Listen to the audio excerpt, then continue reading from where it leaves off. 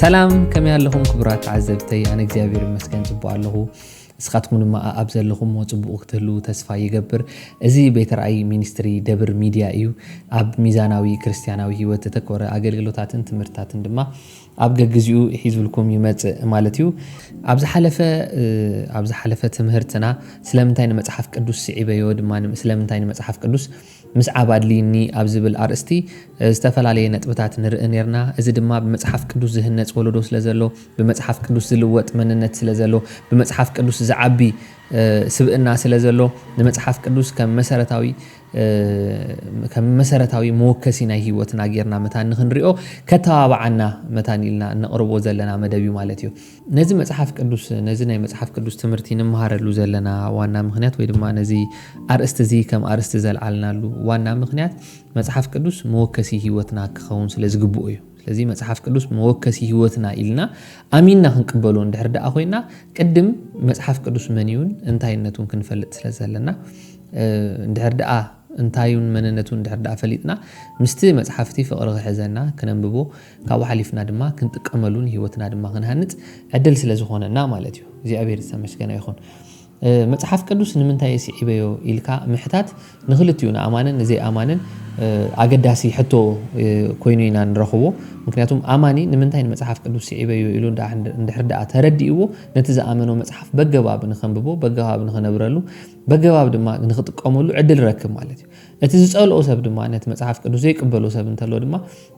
ዘይቅበለሉ ዋና ምክንያት ብደንብ ኣረጋጊጹ ፈሊጡ ይኸይድ እንተዘይኮይኑ ካብ ስዊልካ ካብ መሬት ተላዒልካ ንመጽሐፍ ቅዱስ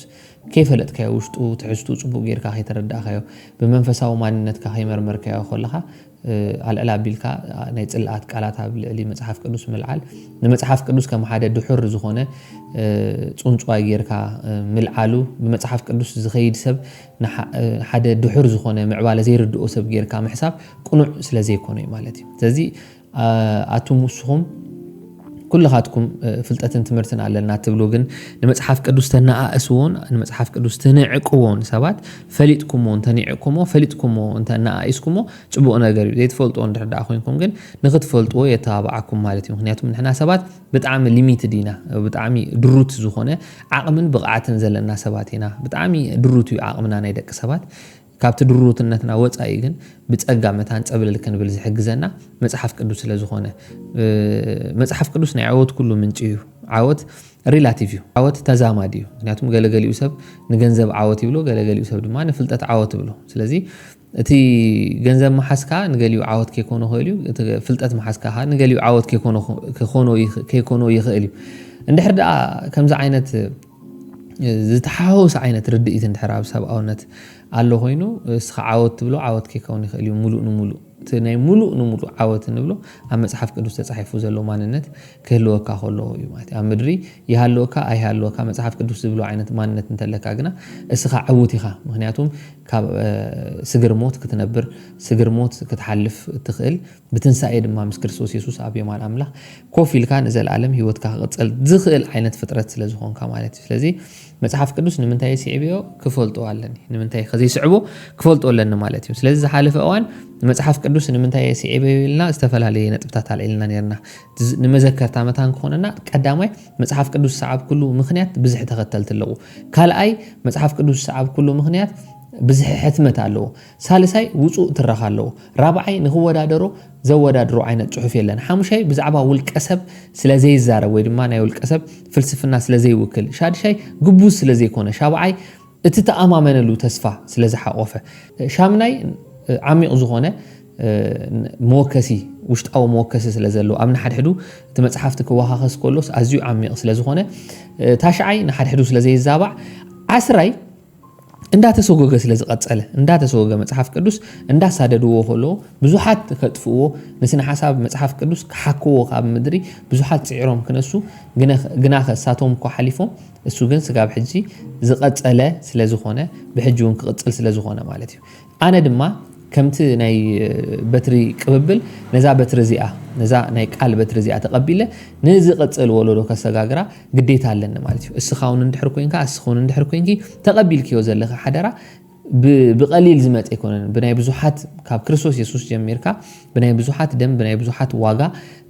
زتتصورن تسكمن تسكيمو موزمچون عفيو تزي زمصحف زي قليل سلازي يكون نابايون كمصولو انا بواغا عقيبه بخوم خا بواغا كم حلالفو سلاز غبان مالتيو كاب مصحف قدوس وصاي كال عينت موكس كلوني سلازي كل مالتيو انا كال موكسي نخون هيوت سكا حجي كاب مصحف قدوس وصاي አይረከብኩን ማለት እዩ ስለዚህ ሎም ማዓልት ንሪኦ ነጥብታት ድማ ኣለዋ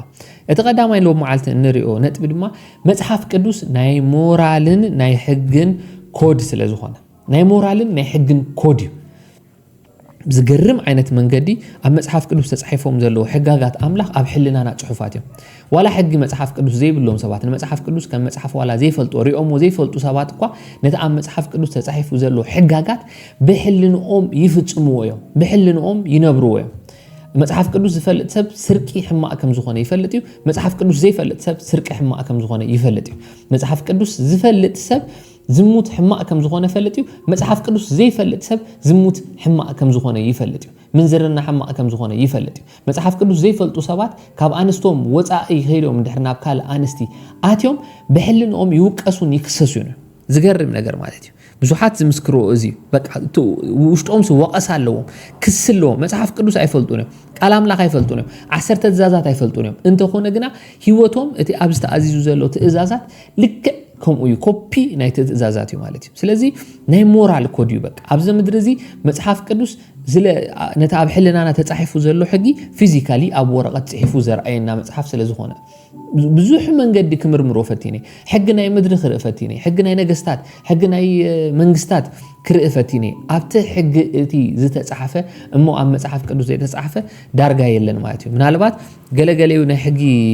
ናይ ሕጊ መጽሐፍቲ ወይ ድማ ናይ ሕጊ ኣገላልጻታት ቁሩብ ካብቲ ዘለዉ ቃላት ወሲኾም ምናልባት ኣብ መጽሐፍ ቅዱስ ብሓንቲ ሕጥበ ጽሑፍ ወይ ገለ ተጠቂሳ ክትከውን ትኽእል ኣብ ናይ ሕጊ ዓለም መጽሓፍ ድማ መጽሐፍ ሙሉ ተጻሒፉሉ ክኸውን ይኽእል እዩ ብዛዕባ ኣይትስረቕ ሓንቲ ቃልያ ኣይትስረቕ ጥራያት ብመጽሐፍ ቅዱስ ኣብ ካልእ ናይ ሕጊ መጽሐፍ ትኸይድካ እንድሕር ሪኢኻዮ ግን ስርቂ እንታይ እዩ ክንደይ ዓይነት ስርቂ ኣሎ እንታይ ዓይነት መቕጻዕቲ ኣሎ ናይ ስርቂ እንታይ ዓይነት መቕጻዕቲ ክትብወለካ ገለ እንዳበለ ዝርዝራዊ ሓሳባት ይህበካ እዩ መጽሐፍ ቅዱስ ምናልባት ክሳብ ክንዱ ዓሚቑ ዝርዝራዊ ሓሳባት ከይህበካ ይኽእል ይኸውን እዩ እንተኾነ ግና ነቲ ኣይትስረቕ ዝብል ሓሳብ ግን የቆምጦ እዩ ማለት እዩ يقوم دوي كاب سب ناب سب كحورت سب ناب حورت سب استفعل عليه عينت نح حسابات مرد أتا سلزلو بمتن تمرد أتا دما استفعل عليه عينت كونسبت كم عبل يخليه متحف كدوس جنا أي كيرنيو تقالوا خا أبحل الناسب كل جزء تشوف كوينو نبرم عليه سلازين متحف كدوس نمن تايك سعوير ليني ناي مورال كودس لزخانة ناي حق كودس لزخانة ولا منفساوي أيخون متحف كدوس عم بيبان زمال على السبب اللي حركوين جنا بزجرم عينت من جدي اتمورال أو من النتي يهنتي بتعميو زهنت سرعة كيرن خير سعد اللي هبني فقاد أملاخ كابزي فقاد أملاخن فقاد أملاخ فقادون زي فقادون على ليه ما مين خير سي عد اللي هبني مالتي أبقالون دحر دا تسريته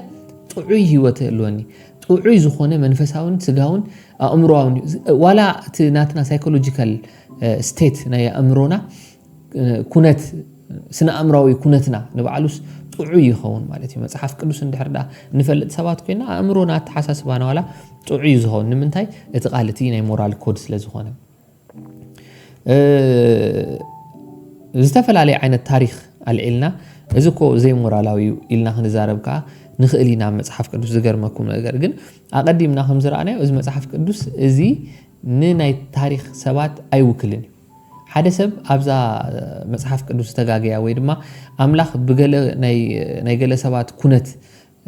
ሓሪቁ ወይ ተቆጥዑ ኣብ ልዕሊኦም ዝኸዓው ቁጣዓ ንናይ ኣምላኽ ጽድቂ ወይ ናይ ኣምላኽ ቅኑዕነት ኣይድምስሶኒ ወይ ድማ ኣይቀይሮኒ ማለት እዩ ስለምንታይ እንተልኩምኒ ኣምላኽ ኣካይድ ኣለዎ ኣምላኽ ልኡላዊ እዩ ካብ ኣካይዱ ወፃኢ ንዝኾነ ነገር ክቃወሞን ክጻረሮን ብግዲ እዩ አንኳይ ኣምላኽ ኳ ብዓቢኡ ፈጣሪ ኮሎ ንሕና ሰባት ከማን ካብ ኣካይዳና ወፃኢ ንዝኾነ ነገር ኣይንቕበሎን ንቃወሞን ንጻረሮን ኢና ማለት እዩ ንሕና ድማ ብመልክዕን ምስልና ኣምላኽ ካብ ተፈጠርና ነቲ ንሕና ዝስማዓና ንታ ውሽጥና ዘለና ስምዒታትን ኣምላኽ ክንሪኦ ወይ ድማ ኣምላኽ ዘንጸባርቆ ነገራት ኣባና ክረእሲ ግዴታ እዩ እቲ ኣፈጣጥራና እውን ስለ ዝኾነ ስለዚ ኣምላኽ ኣንጻሩ እንድሕር መፂኻ ብኣንጻር መንገዱ እንድሕር ተመላሊስካ ክቃወመካ ግድን እዩ ማለት እዩ ብግዲ ክቃወመካ እዩ እዚ ኣምላኽ ተቃዋሚካ ማለት ኣምላኽ ናይ ሞራል ልዕልና የብሉን ማለት ካ ኣይኮነ ኣምላኽ ናይ ሞራል ልዕልና ስለ ዘለዎ እዩ ንሕና ብናይ ሞራል ልዕልና ክንመላለስ ዝደልየና መጽሓፍ ቅዱስ በዓሉስ ከምቲ ናይ ሰማይ ኣምላኽኩም ፍጹም ዝኾነ ንስኻትኩም ከዓ ፍጹማት ኩኑ ይብለና እዩ ፍጽምና ወይ ድማ ፐርፌክሽን ናይ እግዚኣብሔር ባህርያቱ እዩ ካብ ፐርፌክሽን ወፃኢ ዝኾነ ጸልማት ጌጋ ንእግዚኣብሔር ዘይኽብር ነገራት ንህልውኑ ዝዳፈር ልዕልንኡ ድማ ዝዳፈር ነገር እንድሕር መፅዩ በአንጻሩ ጠጠው ንኽብል ግዴታ እዩ ማለት እዩ እዚ ኣብ ሕቶ ምልክት ከማን ተእትውስ ኣይኮነን ስለዚ ንምንታይ መጽሓፍ ቅዱስ ክስዕብዎ ደሊ ሞራላውን ናይ ሞራልን ናይ ሕግን ኮድ ስለ ዝኾነ ኣብ ካልእ ቦታ ትረኽቦ ኣብ መጽሓፍ ቅዱስ ዘይትረኽቦ የለን ኣብ መጽሓፍ ቅዱስ ኩሉ ተጻሒፉሎ ኩሉ ዓይነት ነገር ኣብ መጽሓፍ ቅዱስ ተጻሒፉሎ ኩሉ ነገር ኣብ መጽሓፍ ቅዱስ ትረኽቦ ትኽእል ኢኻ ስለዚ ንመጽሓፍ ቅዱስ ብስነ ስርዓት ክነንብቦ ክነጽንዖ ኮፍ ኢልና ግዜ ወሲድና ክነጽንዖ ንዓና ንሂወትና ንእምሮና ንዕቤትና ኣዝዩ ኣገዳስን ለዋጠን ኣካል እዩ ማለት እዩ ካልእ ርትዕ ስለ ዘለዎ ሕጂ ናብቲ ውሽጢ ከኣቱ ክጅምር እስከ መጽሓፍ ቅዱስ ርትዕ ኣለዎ ብዝገርም ዓይነት መንገዲ መጽሓፍ ቅዱስ ከንብብ ዝጀመረ ሰብ ውሽጡ ከይተረትዐ ኣይተርፍን እዩ ብዙሕ ምስክርነታት ናይ ደቂ ሰባት ክንሰምዕ ንኽእል ኢና ኤቲክስት ዝነበሩ ኣምላኽ የለን ዝብሉ ዝነበሩ ሰባት ከመይ ገይሮም መጽሓፍ ቅዱስ ምስ አንበቡ ወይ ድማ መጽሓፍ ቅዱስ ድሕሪ ምንባቦ ከመይ ኢሎም ናብ ኣምላኽ ናብ መንገዲ ኣምላኽ ተመሊሶም ርትዕ ኣለዎ ውሽጥኻ ይረትዓካ እዩ ብጣዕሚ እዩ ዝረትዓካ መጽሓፍ ቅዱስ ምስ ሕልናኻ ስለ ዝናበብ ምስ ሕልናኻ ስለ ዝራኽብ ናይ ልቢ ርትዒ ናይ ልቢ ስብራት ይፈጥረልካ እዩ ናይ ልቢ ስብራት ይገብረልካ እዩ ብዝገርም ዓይነት መንገዲ ርትዕ ኣለዎ መጽሓፍ ቅዱስ እዚ ርትዕ ስለ ዘለዎ ፊክሽን ከማን ኣንቢብካ ትበኪ ፊክሽን እንዳነበዓ ዝሓድራ ደቂ ኣንስትዮ ክንደይደን ኣብ ዓለም ልቢ ወለድ ኣንቢብካስ ውሽጥኻ ካብ ተደፋነቐ መጽሓፍ ቅዱስ ኣንቢብካ እሞ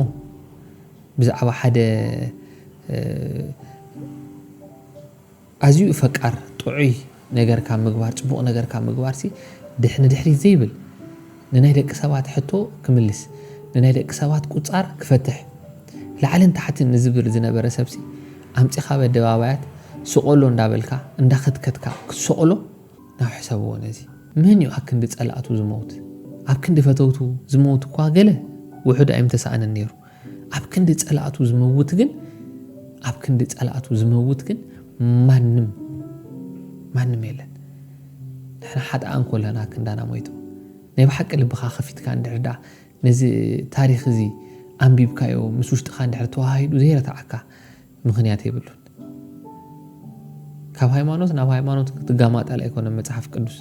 ባይዘ ወይ ተጻሒፉልና ዘሎ ኣይኮነን ሃይማኖት ደቂ ሰባት ዝመሃዝዎ ናይ ስነ ኣእምሮኦም ውላድ እዩ መጽሓፍ ቅዱስ ግና ህይወት እዩ ርትዕ ኣለዎ ይዛረበካ እዩ ከተንብቦ ከለኻስ ይዛረበካ እዩ ብኢማጂኔሽን ጥራይ ኣይኮነን ድምፂ ኣለዎ ናይ ብሓቂ ድምፂ ኣለዎ መጽሓፍ ቅዱስ ትኽ ኢሉ ንልብኻ ይዛረቡ ትኽ ኢሉ ናብ ውሽጢ ልብኻ እዩ ልክዕ ከም ዘይቲ ዘንቆርቁር ልክዕ ከም ዝሑል ማይ ዝፈሰሰካ ልክዕ ከምኡ ኣብ ውሽጥኻ ዝፈስስ ኣብ ሕልናኻ ዝፈስስ ኣብ እምሮኻ ዝፈስስ መጽሓፍ ቅዱስ ርትዕ ስለ ዘለዎ ናይ ለውጥ ርትዕ ስለ ዘለዎ ናይ ማንነት ርትዕ ስለ ዘለዎ ናይ ህይወት ርትዕ ስለ ዘለዎ መጽሓፍ ቅዱስ ከተንብብ ምስ ጀመርካስ ክሳዕ ክንዲ ምንታይ ካብ መንገዲ ህይወት ካብ ጎደና ህይወት ርሒቕካ ከም ዘለኻ ጽቡቕ ጌሩ ይዝርዳእካ መጽሓፍ ቅዱስ እንዳንበብካ ከለኻስ ንርእስኻስ ኣብኡ ትረኽባ ንርእስኻስ ወዲቓ ትረኽባ ንርእስኻስ ረሲሓ ትረኽባ ንስኻ ጻድቕ ኮይንካ ምእንቲ ክትርከብሲ ኣነ ንዓኻ ጥራይ በደልኩ ኢሉ ዳዊት ንዓኻ ንኸይብድለካስ ንቓልካስ ኣብ ልበይ ዓቆርኮ ይብል ቃል ኣምላኽ ርትዕ ኣለዎ ናይ ብሓቂ ስረትዓካ ኮፍ ኢሉ ምስ ሕልናኻ ዝዛረብ ኣብ ጣውላ መጽሓፍ ቅዱስ ኮፍ ኢሉ ኣብ ጣውላ ምስ ሕልናኻ ይዛረብ ምስ መንነትካ ይዛረብ መጽሓፍ ቅዱስ ጽንጽዋይ ኣይኮነን መንፈስ ቅዱስ ዝፈሰሶ ትንፋስ ኣምላኽ ዝነፈሱ ጽሑፍ እዩ መጽሓፍ ቅዱስ ናይ ህይወት መንገዲ እዩ ናይ ህይወት ጎደና እዩ ናብ ህይወት ዝብጽሓካ መንገዲ እዩ መጽሓፍ ቅዱስ ከተንብብ ክትጅምር ኮላህ ክሳዕ ክንድምንታይ ኣብ ዓዘቕቲ ሞት ኣብ ዓዘቕቲ ጸልማት ከም ዘለኻ እንዳተረዳእካ ይዝመጽእ መጽሓፍ ቅዱስ ብርሃን ስለ ዝኾነ እቲ ኣብ ጸልማት ዘሎ ህዝቢ ዓቢ ብርሃን ረአየ ከም ዝብል ቃሉ ኣብ ጸልማት ካ መጹ ብርሃን ዘብርሃልካ ቃል እዩ መጽሓፍ ቅዱስ ማለት ሃይማኖትካ ብዘይገድስ ኮፍ ኢልካ መጽሓፍ ቅዱስ አንብብ ልብኻ ኸፊትካ ኣምላኽ እቲ ዘይትሪኦ ኣምላኽ መታ ንኽትሰምዖ እምነትካ ምስማዕ ድማ ብቃል ክርስቶስ ይብለና መጽሓፍ ቅዱስ በዓሉ ነዚ ቃል እዚ እንድሕር ደኣ ሰሚዕካዮ ኣብ ውሽጥኻ እምነት ውለድ እዚ እምነት ድማ ካብ ሞት ናብ ህይወት ዘሳግረካ ጃልባ እዩ መርከብ እዩ ዓቢ ባሕሪ ዘሎ ዓቢ ጋጊ ዘሎ ኣብ መንጎ ሞትን ህይወትን ግና እምነት ተሰኪምካ ካብ ሞት ናብ ህይወት ሳገር እዚ እምነት እዚ ዝስከመካ እምነት እዚ ኣበይ ዝርከብ ኣብ ቃል ክርስቶስ ይዝርከብ ክርስቶስ ድማ ቃል እዩ በመጀመርታ ቃል ነበረ ቃል ኣምላኽ ነበረ ቃሉን ኣምላኽ ነበረ ዮሐንስ ምዕራፍ 1 ራእዩ ቃል ክርስቶስ እዩ ንክርስቶስ ተሰሚዕካዮ ካብኣታተን ህይወት ትረኽቡ መሲልኩምሲ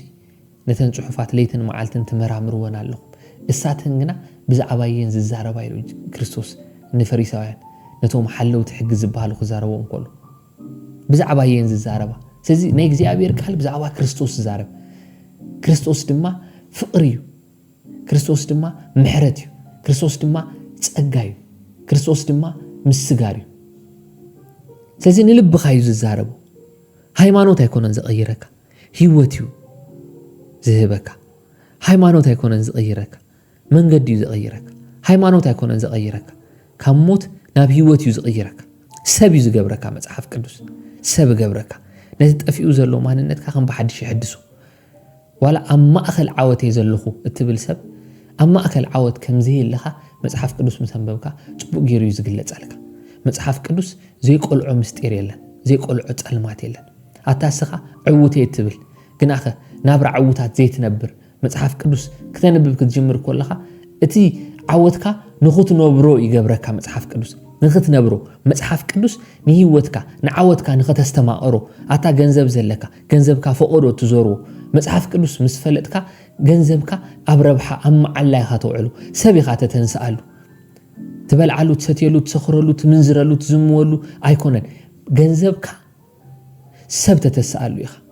ኣረጋውያን ተተስኣሉ ዘኽታማት ትናብየሉ መበለታት ትናብየሉ ሰብ ትገብረሉ መጽሓፍ ቅዱስ ዘይተረዲእካ ርትዒካ መጽሓፍ ቅዱስ ዳ እንድሕዳ ዘይብልካ ግን ንገዛእ ርእስኻ ጥራይ ስለትነብር ህይወትካ ኣብ ገዛእ ርእስኻ ሓቂቃ ያተርፍ መጽሓፍ ቅዱስ ህይወት ንኽትነብር ርትዒ እዩ ማለት እዩ ርትዒ እዩ ጥቕስታት ከየብዛሕና ኮለና ሃይማኖተኛታት ከይኮና ሃይማኖታዊ ስነ ሓሳብ ገና ከይጋዋሕና ኮለና መጽሓፍ ቅዱስ ናይ ህይወት መንገዲ እዩ ርትዒኻ ኣለዎ ረቲዑ ኣብ ቤቱ እዩ ዘትርፈካ ዕውት ተነርካ መሊስካ ዓውት ከም ትኸውን ገብረካ ብኩሉ በእምሮኻ ቁሱን በጢልካ ተሓድር ሰብ ትኸውን ደቂስካ ተሓድር ሰብ ትኸውን እንድሕር ደኣ ዘይዕውት ኮይንካ እቲ ዘይዕውት ምዃንካ ኣይፀቕጠካን እዩ ገንዘብ ዲ ዘይብልካ ብድኽነት ዲኻ ተሓልፍ ዘለኻ ብስእነት ብሽግር ብጥሜት ዲኻ ተሓልፍ ዘለ ከም ዘይፍለጠካ ይገብረካ ከም ዘይፍለጠካ ብላንኬት ኾነካ ይሽፍነካ የጎልብበካ መጽሓፍ ቅዱስ የጎልብበካ ንዳዊት ንያዕቆብሲ ኣብ ጽሙይ ባድማ በረኻ ኢማጅን ረኸቦን ከበቦን መጽሓፍ ቅዱስ ኣብ ዘለኻዮ ቦታ ኣራዊት ኣብ ዘድህዩሉ ርሑቕ ምድረበዳ ርሑቕ በረኻ ረኺቡ ይኸበካ ኮንፈርት ኾነካ ብላንኬት ገብረካ ልክ ኣብ ግዜ ቁሪ ብኮቦርታ ከም ትጥቕለሎ ምሕረት ኣምላኽ ጸጋ ኣምላኽ ፍቕሪ ኣምላኽ ብቃል ኣምላኽ ገይሩ ከምኡ ገይሩ የጎልብበካ ይጥቕልለካ ማለት እዩ ከምዚ ዓይነት ዓቕሚ ኣለዎ ርትዕ ኣለዎ የትርፈካ ኣብ ቤቱ ይቕሬታ ኣብ ቤቱ ምትራፍ ትፈርሑ ሰባት እንድሕር ደኣ ኣለኹም ንመጽሓፍ ቅዱስ ከተንብብዎ እንድሕር ደኣ ፈሪሕኩሞ ምንም ክብለኩም ኣይክእልኒ ብጣዕሚ ይቕሬታ ጥራይ ክብል ዝኽእል ዋላ ግን እንዳፈራሕኩም ምትራፍ ኣብ ቤቱ ክተርፌ ኢልኩም እንዳፈራሕኩም ሲ ምምጻእ ይኹነልኩም መጪኹም ንቃል ኣምላኽ አንብብዎን መርምርዎን ናይ ዘለዓለም ህይወት ድማ ክትረኽብሉ ኢኹም ማለት እዩ ካልእ ኣብ መጽሓፍ ቅዱስ ዝተጻሕፈ ትንቢታት ስለ ዝተፈጸመ اتزعابي استفتصمت تنبيت ناي كريستوس يسوس ممصا ناي كريستوس يسوس مولاد ناي كريستوس يسوس مموات بقى زعابي تنبيت زبحال اسيو مغنياتو مصحف قدوس كاب زفطرت جميركا سغا ميلكياس بزعبا مصات كريستوس يزارب مولاد كريستوس بزعبا مسيح بزعبا مدحان يزارب ميتافوريكالي كون خالي بمثالي ملكع كون خالي بتخكلኛ بقلع መንገድ كون خالي ግን ዝተጻሐፈ ትንቢት ተፈጺሙ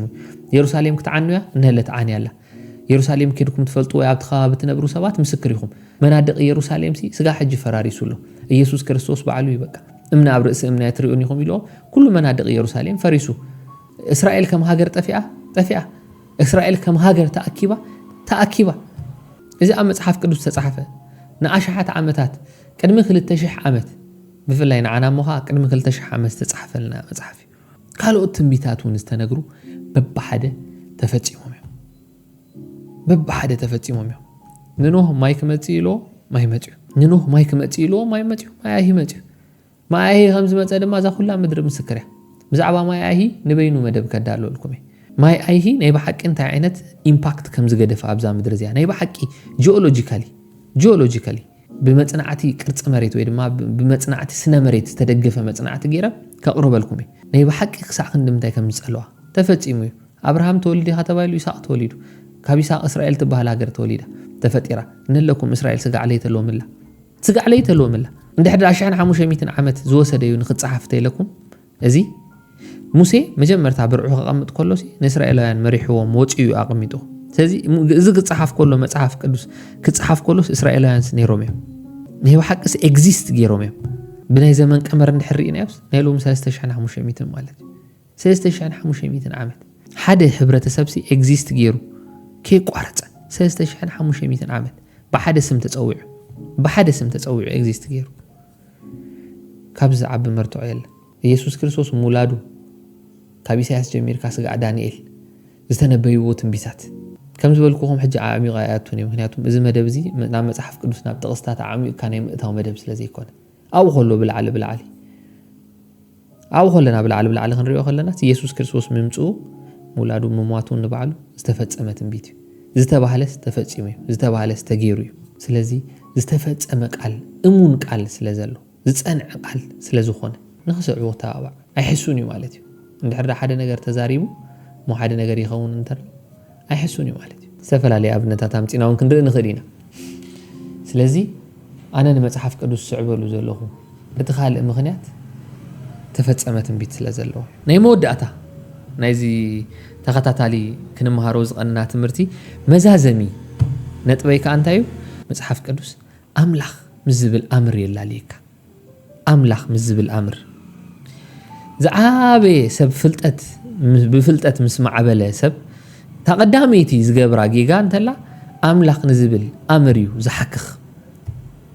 አብርሃም እንታ ኮይኑ ካብ ማእኸል ስድራ ቤቱ ተጸዊዑ እንድሕር ዳኢልኩምኒ ስድራ ቤቱ መምለኽቲ ጣዖት ኮይኑ ቅድሚ ቁሩብ ዓመታትኩም ኣያሂ መጪው ነዛ መሬት ነዛ ምድሪ እዚኣ ገጨብጨብ ከብላ ከለኮ ዝረአዩ ሰባት ዝተመከሩዎ ሰባት ወይ ድማ ብቐጥታ ዝተመከሩዎ ሰባት ዝተዛረብዎ ዘረባታት ዝፈልጡ ሰባት ዝነብሩሉ ዝነበረ ዘመን እዩ አብርሃም ዝነበረሉ ዘመን ተኾነ ግና ሰብ ንኣምላኹ ካብ ምግዳፍ ንኣምላኹ ካብ ምሕዳግ ንድሕሪት ከም ዘይብል የርእካ ማለት بدحريو ولا رأيو سبب مدر مس بزح كابتن أملاخ زفلت تني أملاخ زي فلت سبكو إن دابز حمد مس أملاخ زبل أمرجن مسحف كنوس يلا ليك ما عبلنا دحريلنا لك سلتينا خنقول كلنا نأملاخ محداجينا نمرت بقى نأملاخ نقول فينا نمرت سواتكم يا فتاة أطرانا كم من قد أملاخ مزبال السوي معبالين سلت أنين كونوا سمعنا كندي سلت أنيتات أحزاب مدرزي أمت يومن كيدو من يوم مصحف قدوس كنا قصيلو سغالو معلتي كسالو معلتي ناي عالمنا معبول مودرن زبحال معبول سلطون زخونه تاريخ ويدما تاريخ تبايلو صوا كاب زمن ميسوبوتاميا يجمر كاب ميسوبوتاميا جميرو እንዳበለ ታ ሜሶፖታሚያ ትባሃል ዓቢ ንግስነት ኮይና ናይ ባቢሎን ኢምፓየር ማለት እዩ ባቢሎኒያን ኢምፓየር ድማ በአርኪኦሎጂ ተረጋገጸ ኢምፓየር بدحريو ميدو برشا مچو اما صحف قدوس አለው ባቢሎን አለው ሜዶ ፐርሻ አለው ናይ ሜዶን ናይ ፋርስን ንግስነት ማለት نزا عالم زي زنقطقط زعابي نغسنت دحر ميدو برشا زمص الكسندر زغريت አሉ ና ሄሌናውያን ንግስነት ሄሌኒክ ኢምፓየር ማለት ብዙ ሃይቀጸለ ብድሕሪው ናይ ሮም ንግስነት መጽ ብዛዕባ ናይ ሮም ንግስነት አሎ መጽሐፍ ቅዱስ እዚኦም ንግስነታት እዚኦም አዚኦም ዓበይቲ ንግስነታት እዮም ንኣማይት ዓመታት ዝገዝኡ ንህዝብታት ንሃገራት ዘንቀጥቀጡ ዓበይቲ ንግስነታት እዚኦም ኩሎም መጽኦም ተራእዮም ሓሊፎም እዮም እቲ መጽሐፍ ቅዱስ ምጽአቶምን ሕልፈቶምን መዝጊቡልና ሶም ግን ሓሊፎም ሱ ግን አቀጽሉ መጽሐፍ ቅዱስ ግን አቀጽሉ እዚኦም ብሙሉኦም ዓበይቲ ንግስነታት እንድሕሪኢኹም ንኣምላኽ ዘማእኸለ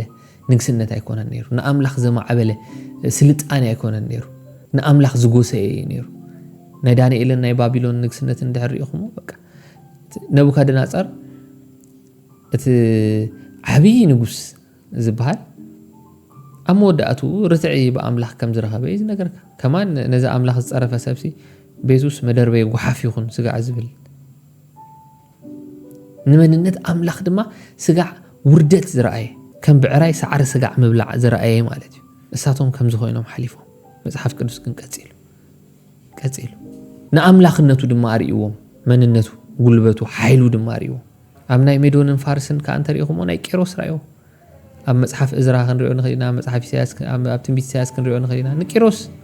ንቂሮስ ንጉስ የማና ኢድካ ሒዛ ቀድሚኻ ኸወጽ ድንጉር ዘበለ ሰጥ ከብለልካ ዝበሉ እቲ ቁቡአ ኢሎ ንቂሮስ እቲ ቁቡአ ሳይረስ the great ባል በእንግሊሽ ንሳይረስ ዋይ እግዚአብሔር ተስይኦ for some reason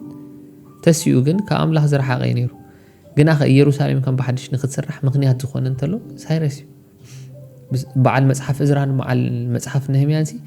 ሳላ ቂሮስዮም ተጻሒፎም በዓል አሐሽዌሮስ መጽሐፍ አስቴር ስለዚህ አምላኽ ሲ ኣብቲ ማእኸል ንግስነት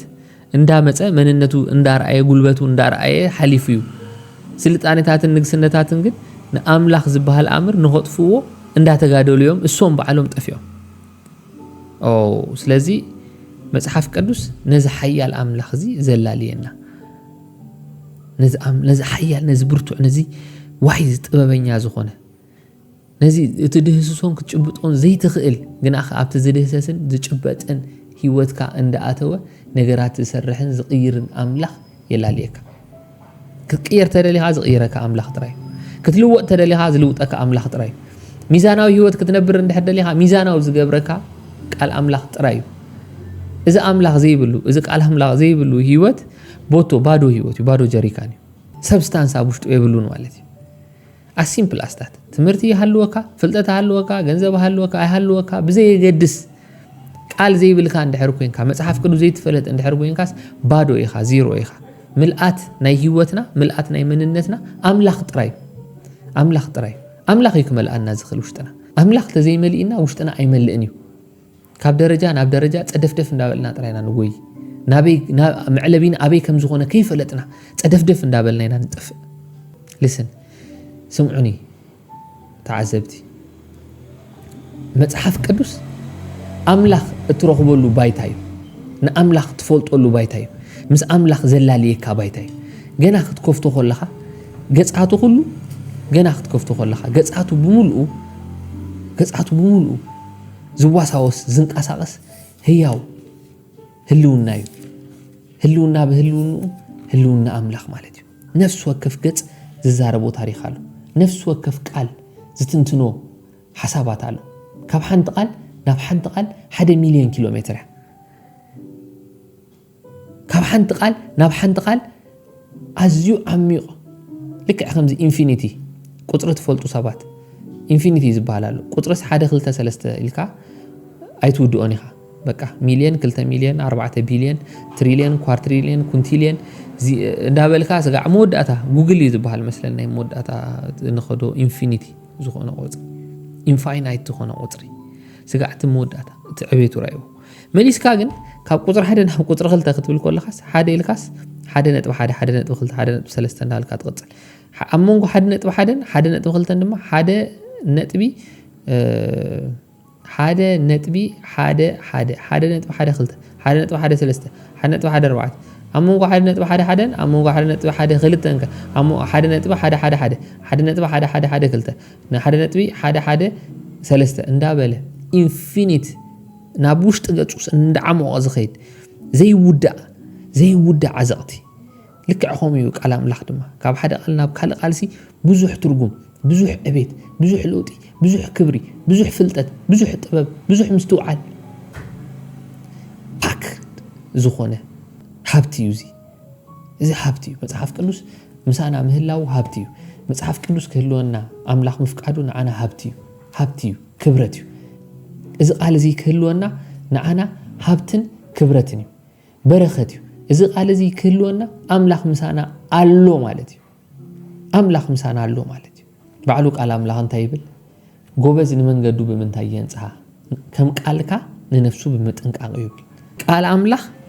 نتناي إسات قبزنانا كم إساتو قمورا كتكوس دبالا ناي قبزنانا دليت ناي قبزنانا تمنيت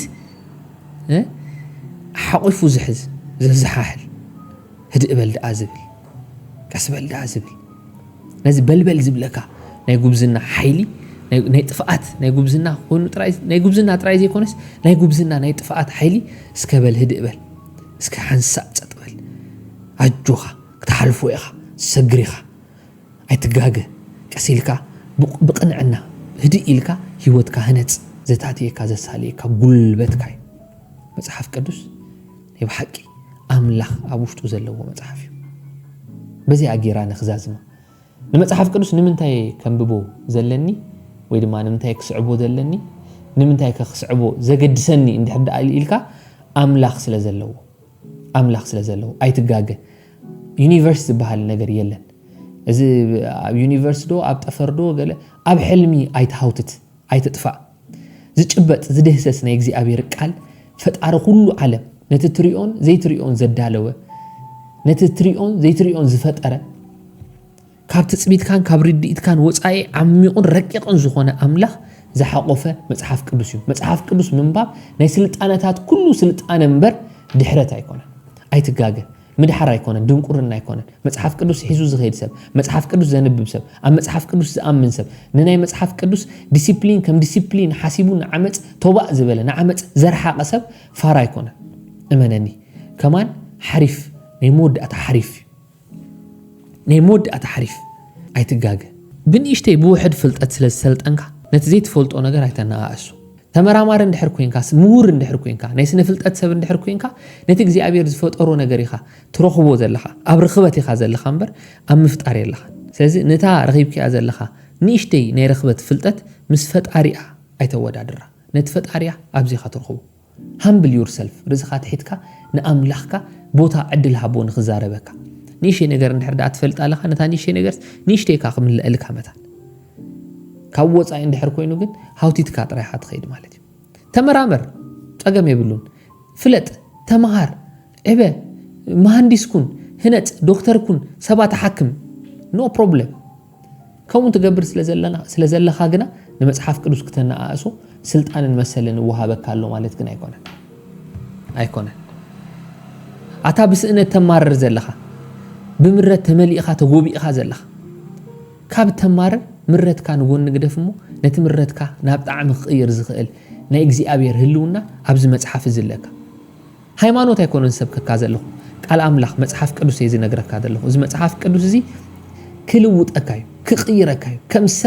ሰብ ክገብረካ እዩ ስብእና ክሰርሓልካ እዩ ስብእናኻ ከም ብሓድሽ ከም ጭቃ ኣቆምጢዑ ክሰርሖ እዩ ልክዕ ከም ጭቃ ኣቆምጢዑ ዝጀበና ከም ስራሕ ጻሕሊ ከም ስራሕ ልክዕ ኸሙ ኣቆምጢዑ ሰብ ገይሩ ክሰርሓካ እዩ ማንነት ክሰርሓልካ እዩ ከጀግነካ እዩ በእምሮ ሰብኣይ ክገብረካ እዩ ሪስፖንሲብል ክገብረካ እዩ ኣታ ብወልፊ ትጣላቐ ዘለኻ ብወልፊ ትሳቐ ዘለኻ ወልፍኻ ካብ ውሽጥኻ ጎጥዊጡ ክውፅኦ ዝኽእል ጉልበት ዘለዎ ቃል ኣምላኽ ጥራይ ሓጎስ ደሊኻ ተበሳጭኻ መሕለፊ ግዜ ሲኢንካ ኣብ ፈቆድኡ እንዳ ወልፊ ትሓልፍ ዘለኻ ወልፍኻ መጽሓፍ ቅዱስ ይኹን ምስ መጽሓፍ ቅዱስ ተላገብ እዚ ህይወትን ማንነትን ክበካ እዛ ተዋሂባተካ ዘላ ሓጻር ዕድመ ውሽጥኻ ብትኪእ ትትክኩ ነቲ ውሽጥኻ ብመርዚ ኣይትመርዙ በአልኮል ኣይትሕርሩ ናብ መጽሓፍ ቅዱስ ተመሊስካ ሰብኩን ስብእና ይስራሓልካ ንመጽሓፍ ቅዱስ ንምንታይ ኢኻ መስለካ ኣስዕቦ ዘለካ እቲ ክልውጠካን ክቕይረካን ዝከኣሉ ኣምላኽ ኣብዚ ውሽጢ ስለ ዘሎ ኣምላኽ ኣብ ቃሉ ኣሎ ኣምላኽ ቃሉ ባዕሉ እዩ ቃለይ ካብ ዝሓልፍ ሰማይ ምድርን ክሓልፍ ይቐልል ሓለፋ ስመይ ንቓለይ ኣኽበርክዎ ይብል ንቃሉ ሓለፋ ስሙ ዘኽብር ኣምላኽ ኣብ ዘሎ ዝበሎ ዝፍጽሞ ዝገብሮ ዝፍጽሞ ተተዛሪብካ እንተ ኢልካ ዝገብረልካ ነጎሼት ኣይገብርን እዩ ሕቶን ሪእቶን ከ ኣይብሉን ማለት እዩ ስለዚ ነዚ ትምህርቲ ክንዛዝሞ ከለና ሓንቲ ቁም ነገር ቀሲምና ክንከይድ ደሊ እሳ ድማ እንታይ መጽሓፍ ቅዱስ ነንብብ ኣሕዋተይ እዚ ጀነሬሽን እዚ ወለዶ እዚ ክልወጥ እንድሕር ደኣ ኮይኑ በተሓሳስቡ ብስርሑ በካይድኡ ብናይ ህይወት ስታተስ ክልወጥ እንድሕር ደኣ ኮይኑ ዝልውጦ ሓይሊ የድልዮ እዩ እቲ ዝልውጦ ሓይሊ ድማ መጽሓፍ ቅዱስ ጥራይ እዩ መጽሓፍ ቅዱስ ናይ ለውጢ ሓይሊ እዩ ደፍኣ ሓይሊ እዩ ምፍልሳፍካ ገልጠምጠም ምባልካ ገለ ጽቡቕ እዩ ተመሃር መርምር ናይ ብሓቂ መርምር ፍለጥ ናብ ቤት ትምህርቲ ኺድ ተመረቕ ዲግሪ ሓዝ ማስተርስ PhD ሓዝ ተኾነ ግን ንመጽሓፍ ቅዱስ መምርሒ ህይወትካ ግበሩ መምርሒ ህይወትካ ኣብ ቤት ትምህርቲ ኺድካ ትረኽቦ ፍልጠት ዘይኮነስ ኣብ መጽሓፍ ቅዱስ እትረኽቦ ኣምላኽ እዩ ኣምላኽ እንድሕር ደኣ ዘይመሪሕካ ርእስኻ መሪሕካያ ዲችኻ ተኣቱ ገደልኻ ተኣቱ ምክንያቱም መወዳእቱ ጥፍኣት ስለ ዝኾነ ማለት እዩ ንሰብ ኩሉ ቁኑዕ ትመስሎ መንገዲ ላ ኢሉ መወዳእታኻ ጥፍኣት እዩ ጥበበኛ ክትከውን እንድሕር ደኣ ደሊኻ ንእግዚኣብሔር ፍርሃዩ ንእግዚኣብሔር ፍርሃት ንእግዚኣብሔር ምፍራሕ ናይ ጥበብ ኩሉ መጀመርታ እዩ ጥበበኛ ሰብ ዝብል እንድሕር ኣሎ መጀመርታ ንኣምላኽ ክፈርሆ ኣሎ መጽሓፍ ቅዱስ ዓለም ብጥበባ ንጥበብ ኣምላኽ ኣይፈለጠትዎን ይብለና ጥበብ ኣምላኽ ፍርሃት ኣምላኽ እንድሕር ኣለካ ንኣምላኽ ትፈርሆ እንድሕር ኮይንካ ክትፈርሆ እንተኾንካ ክትፈልጦ እንተኾንካ መጽሓፍ ቅዱስ ተንብብ ኣለካ ተጽንዕ ኣለካ ግዜ ክትቦ ኣለካ ኣንብብ ብጽንጽዋይ ኣይኮነ መጽሓፍ ቅዱስ ህይወት እዩ መጽሓፍ ቅዱስ በረኸት እዩ መጽሓፍ ቅዱስ ለውጢ እዩ ሓይሊ እዩ ጉልበት እዩ መጽሓፍ ቅዱስ እንተለካ ፍልጠት እንተለካ ድርብ ሰቢኻ ባይዶይ ድርብ ሰቢኻ ድርብ ሓይልን ድርብ ጉልበትን እዩ ዘለካ ስለዚ ከካብ ዘለኻዮ ጎደና ዕቡት ክትከውን ትኽእል ሙር ክትከውን ትኽእል ገንዘብ ዘለካ ሃብታም ክትከውን ትኽእል ርኹብ ክትከውን ትኽእል ስኡን ክትከውን ትኽእል ውሉፍ ክትከውን ትኽእል ኣብ ዘይተደለየ ናይ ህይወት አንግል ዘለኻ ሰብ ክትከውን ትኽእል ተኾነ ግና ኣብ ጥቓኻ ኣብ ቀረባኻ ዘሎ መጽሓፍ ቅዱስ ዝበሃል ላይብረሪ ኣሎ ምዚ ግዜ ውሰድ አንብቦ ኣጽንዓዮ ተለወጥን ተቐየርን ስለዚ ብመሰረት እቲ ነገልግሎ ኣገልግሎት ተይሙን ሚዛናዊ ክርስቲያናዊ ህይወት ክህልወና እቲ መጀመርታ ረዋሒ ዳግም ምውላድ እዩ ብድሕሪኡ ድማ ኣብ ዳግም ዝተወልደ ማንነት ኮይኑ ዝዓቢ እምሮ እዩ የእምሮናን እቲ መንፈሳዊ ማንነትናን ክልቲኡ ተደሚሩ እዩ ሙሉእ ስብእና ዝፈጥረልና ማለት እዩ እዚ ሙሉእ ስብእና ድማ በቲ ኣብቲ ነብሮ ዘለና ስጋዊ ናብራ ኣብኡ ይግለጽን ይንጸባረቕን ማለት እዩ እንድሕር ደኣ ሓሙሽተ ናይ ስምዒት ህዋሳት እንተለና እቲ ንድህስሶ ንሪኦ እንሰምዖ ንጥዕሞ ንሽትቶ ዘበለን ውሽጢ ኣቱ ከም ሓበሬታ ኢንፎርሜሽን ኮይኑ ውሽጢ ኣቱ ኣብ ውሽጥና ፕሮሰስ ይኸውን ነቲ ናይ ውሳኔታት ዓቕሚ ድማ ምግቦ ማለት እዩ መታን ዲሲዥን ሜኪንግ